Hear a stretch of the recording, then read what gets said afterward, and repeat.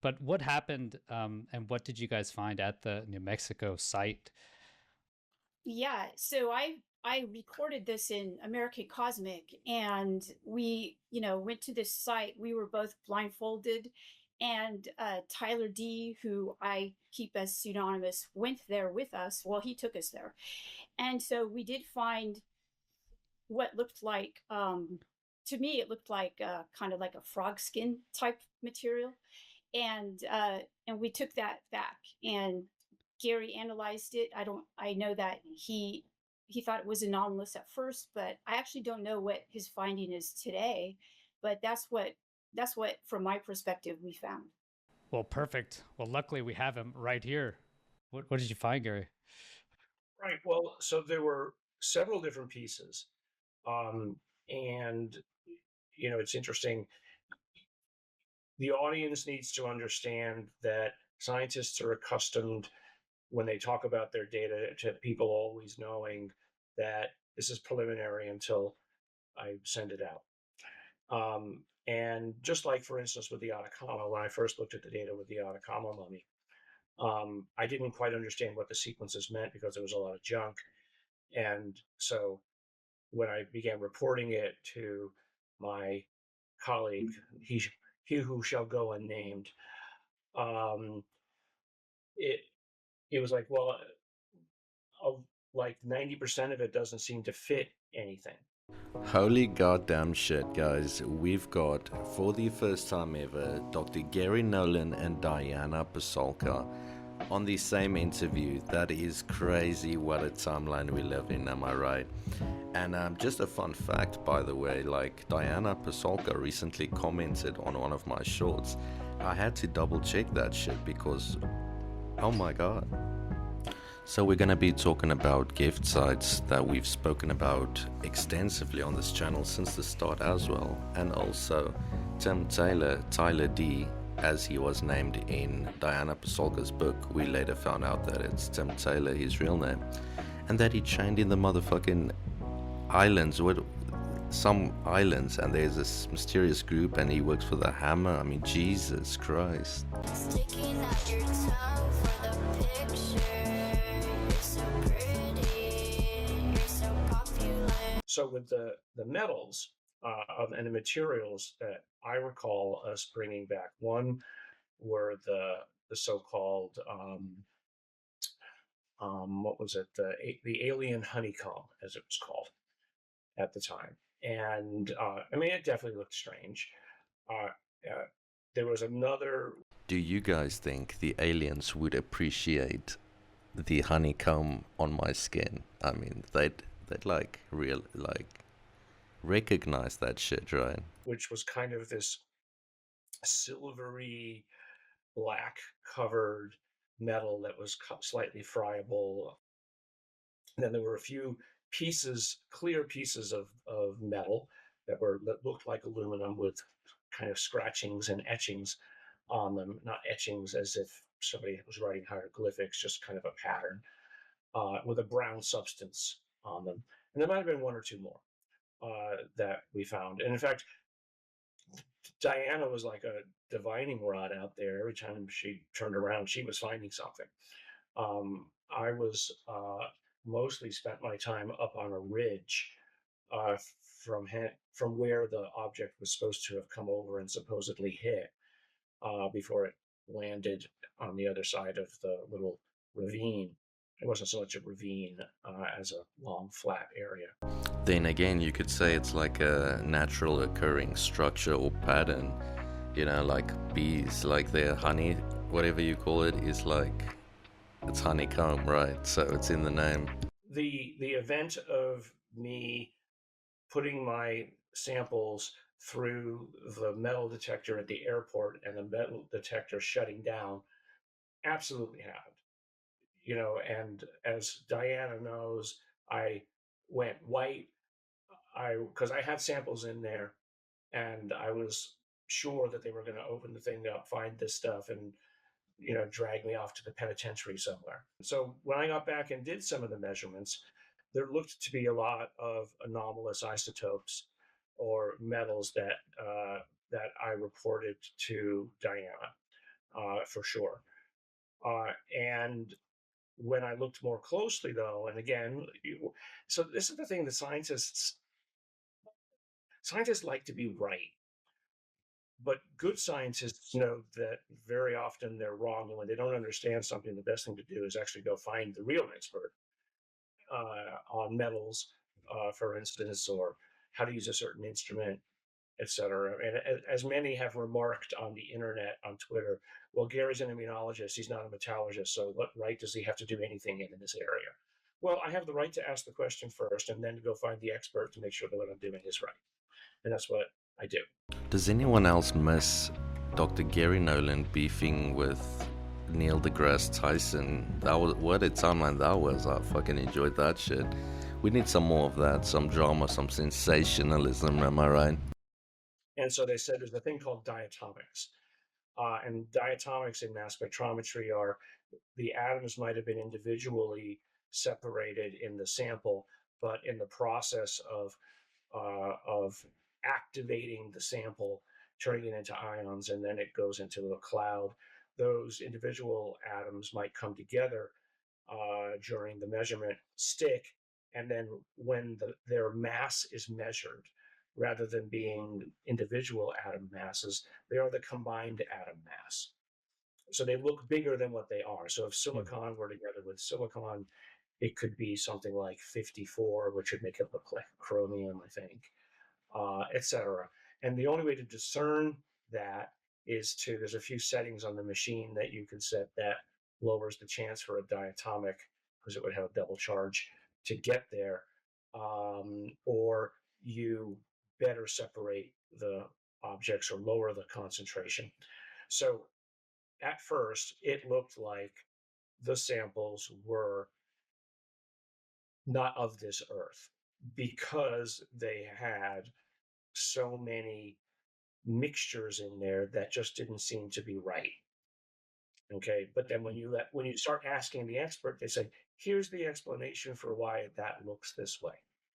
So I didn't figure that out probably until about 3 years after the article was published. But I wasn't going to ever take the bait that was being put out there in the press as to try to start some kind of consternation between Diana and I. Diana reported what I told her, and what she reported was what I thought at the time, and so any mistake was mine.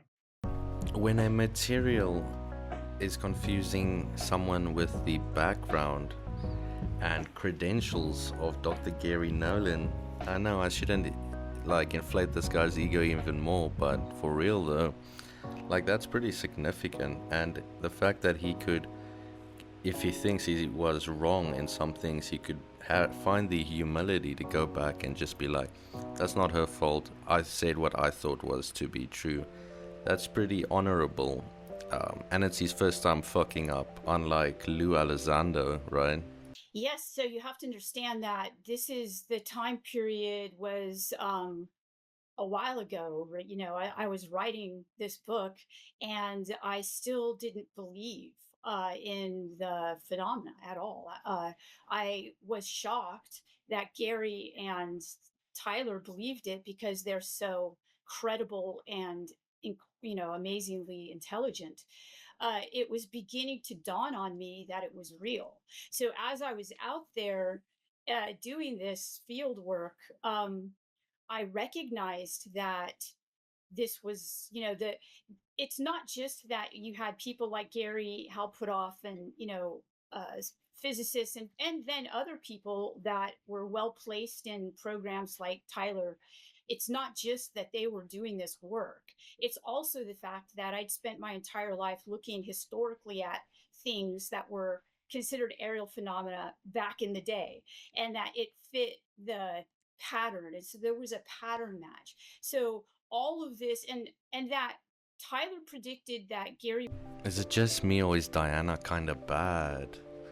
It might be just me. Would get stopped in the airport, and that this would happen, and that everything happened exactly as he said. I was very concerned about Garry, I mean, Tyler was completely fine. He knew exactly what was going to happen. He knew Garry was going to be let off, and there's, and he described the process. So he was sitting there having a cup of water, and I was, had white knuckles. I also thought something really terrible would happen to Garry, and I thought, wow, I'm glad I gave this stuff to Garry. Thanks a lot. Thanks a lot. I'm just joking. But I do remember at the time, I thought, I do not want this stuff. I don't know what it is, but I don't want it because first, Garry can figure it out. But secondly, I just had this feeling that, if it was really what Tyler thought it was, then this would not, I just didn't want to have it. So there was a bunch of things going on in my head, to tell you the truth, Chris. So yeah, it was way out of my comfort zone. But now looking back, I'm really happy that we did that because, there were some colleagues of ours who I asked, and, first, thinking that this person would want to do this because I didn't want to go by myself. I wanted to take an academic with me. And, the colleague was like, Diana, I don't want to do that. They're so far out of my comfort zone. So I asked Garry, and Garry was like, I'll do it tomorrow. So, yeah, Tim Taylor, the super mysterious guy that I'm gonna want to cover a lot more in the future, so subscribe, notifications on. This guy walks straight past TSA, like, they don't tell him shit. He's got the utmost tippity top credentials imaginable, supposedly. And Chris Bledsoe has spoken about this individual extensively as well, and Tim Taylor has taken him to the uppermost echelons of the NASA, ecosphere, and he has access to so much shit that nobody has access to. It's really weird. It's like the top of the cabal, and yes, just so much, room for conspiracy, and we do not know anything about this man. Even Jesse Michaels has stated that he's been chasing an interview with this man for the longest period of time, and he's just ducking and dodging. But I want to add, something about the materials analysis. So just because it didn't have a mixture of practically every element on the table and things in between, doesn't mean that I figured out what it is.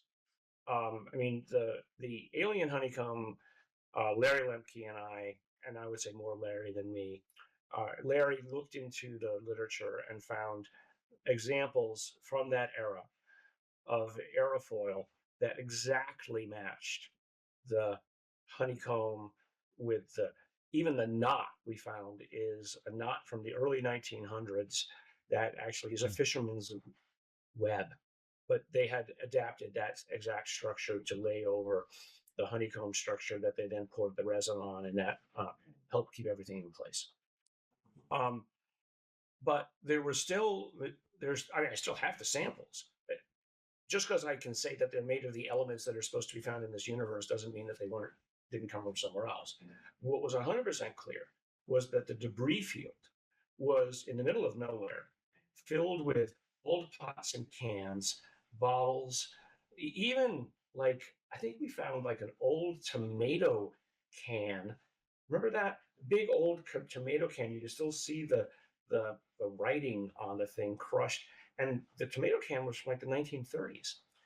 So they used it as a dumping field, but also mixed in aerospace material in the middle of nowhere, literally in the middle of nowhere. And so, you're open. It's just like, why would you do this? So why was I up on that ridge? Something that I haven't talked about publicly yet, ever, but I will here for the first time. So I think it's interesting because it's unlikely that I'll have a chance to go back to the site. So, supposedly this thing came down and hit the ridge, broke, spilled stuff across the debris field, and then stopped on the other side. We've already spoken about the debris field being purposefully, apparently, contaminated. Or the object came down in just the wrong place in a debris field that somebody else had pre-created. So across the ridge, there were all of these cypress trees, very old cypress trees, probably several hundred years old. Because if the reason why we make wooden fences out of cypress is because they're filled with resin. and fungi and bacteria don't decay them. And that's the reason why they're great, and why there's fewer cypress trees on the planet than there should be, because humans are busy chopping them all down for the utility. So there's all these old trees along the ridge, and then exactly where there should have been, based on where the object supposedly crashed and the trajectory, there's a giant cypress tree that was still partly alive, but which had been broken over, crushed. I mean, like, obviously some heavy object had hit this thing and knocked it over. And guess which direction it was knocked over? In the direction of the trajectory. So somebody else can go out there, or the CIA can go out there tomorrow and dig the whole thing up and make it look like it wasn't there in the first place, because it was there when I saw it. There was evidence of a crash, right, in the piece of the the cypress tree, which clearly had some stuff starting to grow over it, but it didn't look like it happened last year. It could have easily happened long ago, and there was still these pokes of the cypress tree trying to revive itself from that time long ago. So, to me, it all that more than anything else said there was a crash. And then the debris field suggests that somebody was trying to hide something. And that's about it. So yeah, a lot of coincidences, if you believe in that, right? And another interesting thing is these UFO nests, or what do they call them again? Like these, organic life, nature things become like dead and nothing can grow there for so many years, and then there's like this UFO nest. Then you always know what the fuck landed there. It's really odd stuff. Hoping to see a lot more of it. The explanations behind it, maybe some official disclosure of what governments know. And so you don't think it could have been like a transport aircraft or something carrying tomato cans across the country? Well, yeah. I mean, all we have are the supposed verbal testimonies of the anthropologist, the Harvard anthropologist, who was somewhere off in the distance looking at, I guess, Indian burial grounds or something, or a cave, and then the farmer and his son, who showed up the day after, and then the son supposedly came back later to see the soldiers cleaning up the area and then burying some of the pieces that they didn't want to carry back. Yeah, that's right. Isn't that part of history? That's right. Those sources are actual sources, and most people aren't accustomed to looking at them, but those are corroborating sources from people who don't know each other of this. And what's also interesting is that Tyler had been researching and excavating that site for 40 years. Wow. 40 years. He knew the owners, and so I have a suspicion that if the place had been cleaned up, there's still a place where perhaps people didn't think to clean up. And I'm not going to mention that publicly because maybe someday I will go back. That Tyler and I talked about trying to buy the site from the original owners. And to that end, that day we had a late afternoon lunch with the owner, who was an old woman. Gosh, how old was that? How old? She was like 89. She came in with her dog. It was a really, just a really local place, with a gas station restaurant that had been there for probably since the 40s, maybe even longer. I don't know. But yeah, so Gary, I was under the impression that it was not, they were homesteading it. Am I wrong? Or Yeah. They, it's Bureau of Land Management. They had a lease on it. There was an opportunity perhaps to acquire it because it was more land than they needed, and maybe they would sell it cheap, but I don't think we ever followed through on the acquisition. So this is the state we are at. Rich people can just buy properties where these gift sites are located, or people with the inside knowledge of what is actually happening. Reverse engineer that shit, make some more money. God damn, this is like a playground for rich folk, right? Maybe Robert Bigelow or whoever owns Skinwalker Ranch now. What the fuck's that realtor's name? Maybe they're like buying all these places to gain access to some weird shit and like build some weird shit that they can profit off of. I don't know, just a weird theory I'm throwing out there. What have you learned about the phenomenon in the last 2 years, Gary? First, that it's more measurable than I thought it would be. And that would be, say, through the efforts that I've been involved with at Skywatcher. And some of the materials, purely publicly available materials, not secret stuff that people think I have access to, which I don't.